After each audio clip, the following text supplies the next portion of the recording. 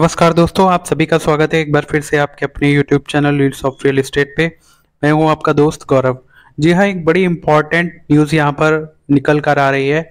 शायद आपने जो हमारा अभी बजट आया है 2024 का, जो हमारे फाइनेंस मिनिस्टर हैं उन्होंने जो बजट दिया है उसमें एक बड़ी इम्पॉर्टेंट जो न्यूज़ थी, कई लोगों ने नज़रअंदाज किया और कई लोगों को उसके बारे में पूरी जानकारी है।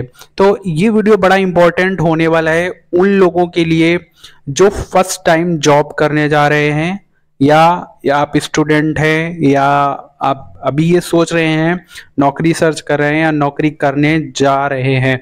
जी हाँ, बड़ी इम्पोर्टेंट ये न्यूज़ यहाँ पर इसलिए है क्योंकि जो गवर्नमेंट है, गवर्नमेंट का कहीं ना कहीं यहाँ इस बजट में ये प्रयास रहा है कि रोजगार, तो देखिए यहाँ पे रोजगार का मुद्दा एक बहुत बड़ी चीज है, उस पर हम कभी फिर बात करेंगे। उस पर चूंकि अभी हम बात नहीं कर रहे हैं, अभी हमें जो सल्यूशन सरकार की तरफ से मिला है उसको देखना है और उस सल्यूशन को कैसे, वो उसका सल्यूशन हमको मिलेगा और कैसे वो फायदेमंद है, हमें उस चीज पे गौर करना है। बाकी इस बजट में कोई कुछ खास नहीं था, कुछ ज़्यादा नहीं था, बट जो चीज़ है वो मैं आप लोगों के यहाँ पे बिल्कुल शेयर करूंगा। तो वीडियो पूरा देखिएगा सो दैट आपको कंप्लीट इन्फॉर्मेशन मिल सके। और मैं बता दूं कि हम इस तरह के वीडियो लेकर आते रहते हैं, तो चैनल पे यदि आप नए हैं, अभी मेरा वीडियो देख रहे हैं, तो चैनल को सब्सक्राइब करना मत भूलिएगा, क्योंकि यदि आप सब्सक्राइब नहीं किया आपने, अभी कर लीजिए। तो हो सकता है जब भी मैं कोई नया वीडियो बनाऊं तो आपको उसकी जानकारी ना मिले, और ऑल नोटिफिकेशन के बटन को भी ऑन कर दीजिएगा। तो देखिए यहाँ पे अभी रिसेंटली जो सरकार ने बजट दिया, बजट कुछ खास नहीं था। चूंकि यहाँ पे टैक्स बहुत ज़्यादा बढ़ाया गया, तो मिडिल क्लास पे वैसे भी ऑलरेडी रो रहा है मिडिल क्लास, और बहुत ज़्यादा मतलब एक तरीके से अच्छा नहीं रहा। लेकिन एक जो चीज़ मुझे अच्छी लगी सरकार की, अब ये कारगर कहाँ तक होगी वो चीज़ देखनी है। तो सरकार ने देखिए यहाँ पे साफ साफ एक एक यहाँ पे न्यूज़ निकल के आई है कि केंद्रीय बजट 2024-25 के तहत रोजगार संवर्धन के लिए 3 योजनाओं की घोषणा की गई है। फर्स्ट टाइमर्स योजना, विनिर्माण में रोजगार सृजन और नियोक्ताओं के लिए समर्थन योजना। तो देखिए यहाँ पे ये तीनों योजनाओं को एक साथ हम यहाँ पे समझ लेते हैं क्या है, कैसे करना है यहाँ पे, और सरकार का क्या मंशा है इसमें। तो देखिए यहाँ पे इन्होंने साफ बताया है कि केंद्रीय बजट 2024-25 के तहत प्रधानमंत्री के पैकेज में रोजगार संवर्धन प्रोत्साहन के तहत 3 नई योजनाओं की घोषणा की गई है।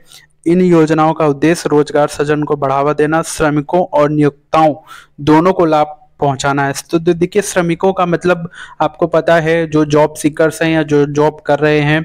बाकी नियोक्ता मतलब जो भी एम्प्लॉयर रहता है उसकी बात यहाँ पे की जाएगी। फर्स्ट टाइमर्स, और फर्स्ट टाइमर्स क्या है, इस योजना के तहत पहली बार कर्मचारी भविष्य निधि ईपीएफओ में पंजीकृत होने वाले कर्मचारियों को प्रत्यक्ष लाभ अंतरण के माध्यम से 3 किस्तों में 1 महीने का वेतन अधिकतम 15,000 तक दिया जाएगा।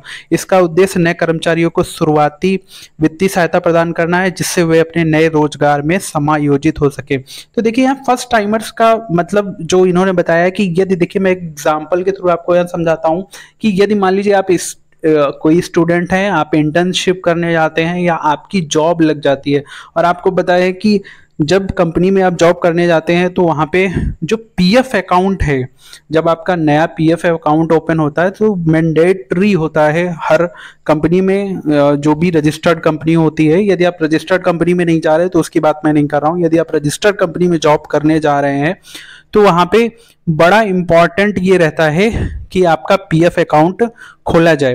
तो सरकार ने ये एक यहाँ पे योजना बनाई है कि जब भी आप फर्स्ट टाइम आप जॉब करने जाएंगे तो आपको अधिकतम, यहाँ पे इन्होंने बताया कि 15,000 रुपए जो है 1 महीने का वेतन है, 15,000 रुपए आपको अधिकतम, मतलब मैक्सिमम 15,000 रुपए, उससे कम हो सकता है।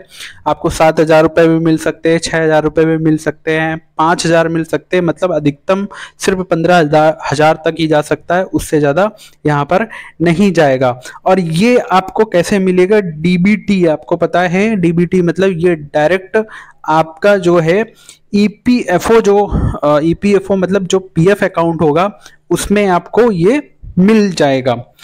अब इसमें इन्होंने क्या बताया है, विनिर्माण में रोजगार सृजन, और इसके साथ में मतलब इन्होंने ये भी बताया है कि ये योजना विनिर्माण क्षेत्र में रोजगार सृजन को प्रोत्साहित करने के लिए बनाई गई है। इसके तहत ईपीएफओ योगदान के आधार पर पहले 4 वर्षों के रोजगार में कर्मचारियों और नियोक्ताओं दोनों को प्रत्यक्ष प्रोत्साहन प्रदान किया जाएगा। इसका लक्ष्य अधिक श्रमिकों को विनिर्माण क्षेत्र में रोजगार प्रदान करना है और इस क्षेत्र में बढ़ावा देना है। तो बेसिकली इनका फोकस है मैन्युफैक्चरिंग सेक्टर पर, ये ज़्यादा लागू होगा। नियोक्ताओं के लिए समर्थन, सपोर्ट टू एम्प्लॉयर्स। इस योजना के तहत इन्होंने बताया है कि नियोक्ता को प्रत्येक अतिरिक्त कर्मचारी के लिए उनके ईपीएफओ योगदान के लिए प्रति माह अधिकतम 3,000 तक की प्रतिपूर्ति की जाएगी। ये प्रतिपूर्ति 2 वर्षों के लिए की जाएगी। इस योजना का उद्देश्य अधिक श्रमिकों को नियुक्त करने के लिए प्रोत्साहित करना है, जिससे रोजगार सृजन में वृद्धि हो। तो बेसिकली देखिए यहाँ पे मैं अगर इस योजना के पूरी योजना के बारे में यहाँ पे बात करूँ तो बेसिकली गवर्नमेंट का ये प्लान है यहाँ पे कि जैसे आप फर्स्ट टाइम जॉब करने जा रहे हैं तो यहाँ पे आपको कुछ पैसे का मतलब मैं कुछ पैसे इसलिए बोल रहा हूँ क्योंकि ये यहाँ पे बिल्कुल कोई कमिटमेंट नहीं आया है गवर्नमेंट की तरफ से कितना पैसा मिलेगा, बट इन्होंने बताया है कि आप यदि फर्स्ट टाइम जॉब करने जा रहे हैं तो कुछ 2 वर्षों तक इन्होंने अभी तक यहाँ पे मेंशन किया है कि 2 वर्षों तक आपको जो एक छोटी राशि होती है, मतलब एक अमाउंट आपको दिया जाएगा ताकि आप जो काम है, अब यहाँ पे देखिए लाभ कैसे होगा। लाभ जैसे ऐसे होगा कि यदि मान लीजिए कोई इंटर्नशिप पे आप जाते हैं तो एक तो कंपनी इंटर्नशिप कुछ फ्री इंटर्नशिप कराते हैं, ट्रेनिंग जब आप करते हैं तो कुछ ट्रेनिंग पेड होती है, कुछ अनपेड भी होती है जिसमें आपको पैसे मिलते हैं, नहीं भी मिलते हैं। तो ये चीज़ बड़ी इंपॉर्टेंट हो जाती है कि आपको थोड़ा थोड़ा अमाउंट यहाँ पर मिलता रहेगा, तो आपका जो एक तरीके से जो खर्चा है वो चलता रहेगा। बाकी एम्प्लॉयर को भी यहाँ पे बर्डन नहीं पड़ेगा क्योंकि एम्प्लॉयर तो ट्रेनिंग पीरियड पे कुछ प्रोवाइड कराते हैं, कभी कभी नहीं भी प्रोवाइड कराते।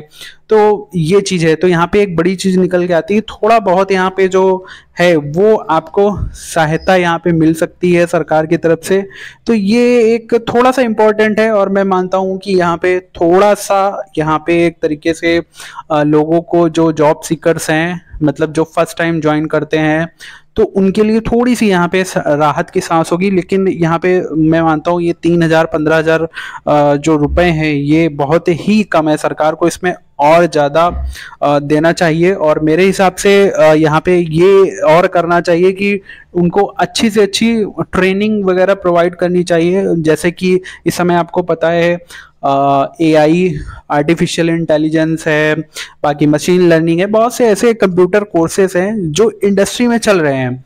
मैं उनकी बात नहीं कर रहा हूँ जो पुराने हो गए हैं, सिर्फ उनकी बात नहीं कर रहा हूँ। ऐसे ये इस तरीके के मॉड्यूल लेकर आने चाहिए ताकि लोगों जो युवा हैं उनको उस बारे में जानकारी हो सके। क्योंकि देख लीजिए सरकारी नौकरी अब ज़्यादा है नहीं, सरकार दे नहीं सकती, ये सभी को पता है।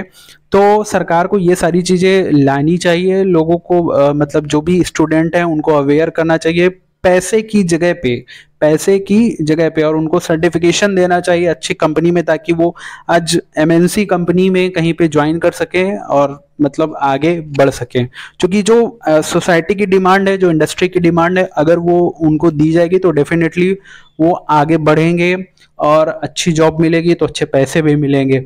बट ये इस तरीके से सिर्फ 3,000 5,000 रुपए दे के तो मुझे लगता नहीं है कि कुछ अच्छा खासा इसमें कुछ होगा, क्योंकि इन पैसों से क्या होगा, मतलब 3,000 5,000 रुपए से क्या करेंगे लोग। ये तो ऑलरेडी पहले बहुत सारी ऐसे स्कीमें आई हैं और उनका कोई फायदा नहीं हुआ। तो इस तरीके से देखना है। बाकी सरकार ने कुछ राहत की सांस दी है लोगों के लिए, तो आपका क्या मानना है आप हमें कमेंट करके यहाँ पर बता सकते हैं, आप क्या सोचते हैं। बाकी इस तरीके की वीडियो हम लेकर आते रहते हैं, तो प्लीज़ चैनल को सब्सक्राइब करना मत भूलिएगा और बेल आइकन को प्रेस कर दीजिएगा। वीडियो देखने के लिए आप सभी का धन्यवाद।